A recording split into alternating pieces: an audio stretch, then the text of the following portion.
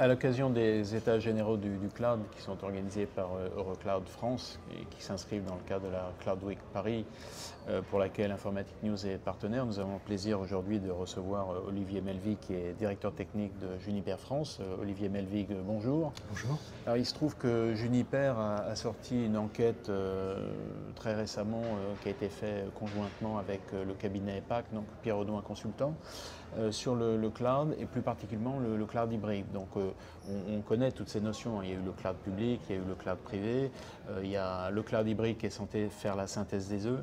Est-ce que vous pouvez nous donner, je dirais, quelques éléments des résultats de cette enquête? Tout à fait. Donc en substance, les DSI interrogés lors de cette enquête ont privilégié effectivement d'abord des réponses sur le cloud, et on a voulu savoir à travers des questions un peu plus appuyées comment ils étaient enclins à partir sur le cloud hybride versus le cloud privé qui est largement aujourd'hui déployé en France. Et la problématique qu'ils adressaient à travers cette question, c'est d'abord quels sont les freins effectivement à mettre des données dans la partie publique pour justement étendre le cloud privé vers un cloud hybride. Le premier frein, c'est d'abord la sécurité. Donc les problèmes de sécurité sont le frein majeur à cette partie extension du cloud privé. Et le deuxième frein va être plutôt de quelles compétences il faut avoir pour justement piloter à la fois un cloud en interne et un cloud en externe. Donc comment en fait le réseau peut autour de ça aider le DSI à répondre en agilité, en flexibilité aux demandes clients qui sont principalement les responsables métiers. Alors, donc vous avez fait une enquête sur le cloud, donc c'est très bien, ça vous permet d'avoir une meilleure connaissance de ce que pensent les DSI, de leurs projets, etc. Mais finalement, l'intérêt aussi, je suppose, c'est pour avoir des éléments et agir à partir de ces éléments pour faire évoluer vos solutions, votre manière de proposer les choses, je suppose. Et dans quel sens? Donc un constat important, c'est qu'aujourd'hui, en 2016, nos clients entreprises, pour presque la moitié encore, n'ont pas pris le temps de simplifier l'infrastructure réseau qui est au cœur du cloud. Donc juste une petite précision, donc vous avez des clients opérateurs et puis des clients entreprises. Quelle est la proportion des deux à peu près? Alors le marché en termes de revenus est plutôt 60-40, 60% pour la partie opérateur et 40% pour le marché entreprise où nous adressons tous les verticaux. D'accord, donc les DSI, vous disiez? Alors les DSI en fait aujourd'hui nous disent que leur infrastructure réseau manque de dynamique, manque d'élasticité pour répondre à l'agilité de l'écosystème virtualisé tout autour qui effectivement héberge des applications métiers, mais aussi quelques applications du Shadow IT qui n'ont en fait pour but que d'accélérer, je dirais, les process internes de développement des propres applications qui pourraient répondre aux employés de l'entreprise.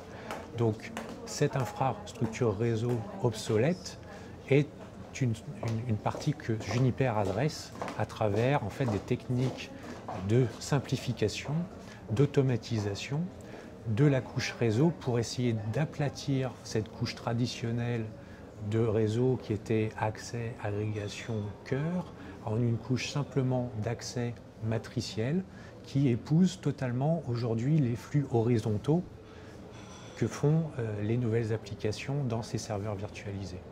Puisque 70%, même 80% maintenant des flux d'un data center ne sont plus nord-sud, client-serveur classiquement, mais avant tout horizontaux internes au data center pour répondre bien sûr au final à une requête client, mais pour construire aussi cette réponse interface avec le front office, le back office, la base de données, une application démultipliée sur plusieurs serveurs. Donc le réseau doit le plus possible être à plat et simplifier au maximum, c'est-à-dire en termes d'administration, essayer d'avoir une seule entité logique et ce que demande l'opérateur aujourd'hui pour adresser vraiment opérationnellement un réseau simple, agile, flexible.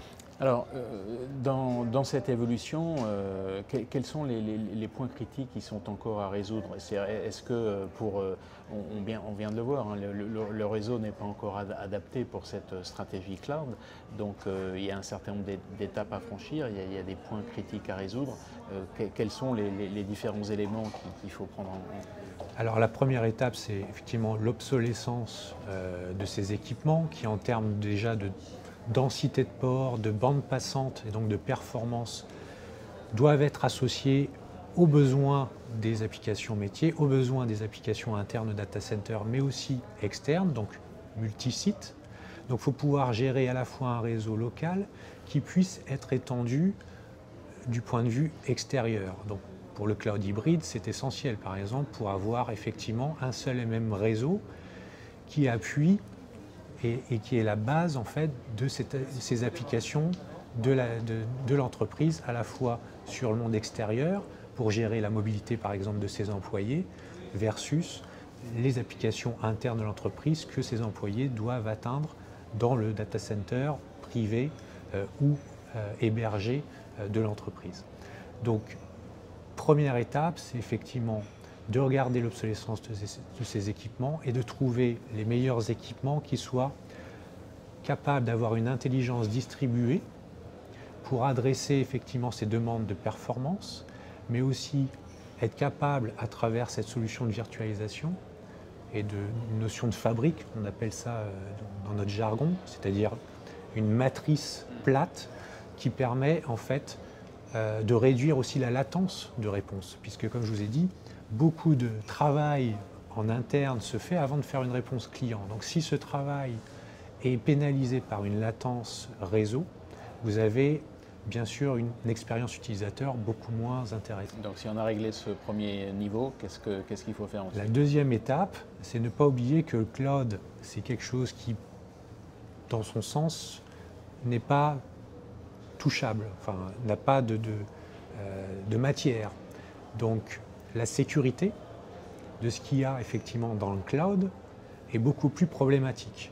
Donc il faut changer un peu son état d'esprit par rapport à la sécurité d'un data center vis-à-vis justement de ces nouvelles technologies cloud et de continuer à avoir des barrières périmétriques, périphériques, pour effectivement tout ce qui est attaque externe, mais aussi s'affairer de tout ce qui peut être attaque interne ou mauvaise manipulation interne sur les flux au sein du data center. Et donc toucher au plus près cet écosystème virtualisé veut dire aussi avoir la sécurité au plus près de ces machines virtuelles et donc virtualiser la sécurité.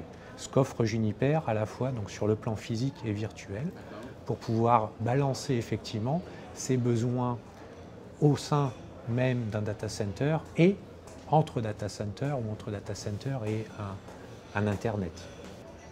Donc une fois qu'on a fait ces deux étapes-là, on est quasiment cloud ready du point de vue des réseaux? Voilà, alors on est cloud ready et après, au niveau organisation, le changement, il y a beaucoup de changements dans le rôle du DSI qui font qu'il doit avoir des compétences maintenant pour pouvoir piloter tout ça, orchestrer tout ça. La visibilité donc est clé. On parlait tout à l'heure du cloud qui est quelque chose d'immatériel. Il faut pouvoir avoir la visibilité de ce qu'est l'immatériel dans ces cas-là et remonter des informations sur une seule et même fenêtre, dans l'idéal, de visualisation.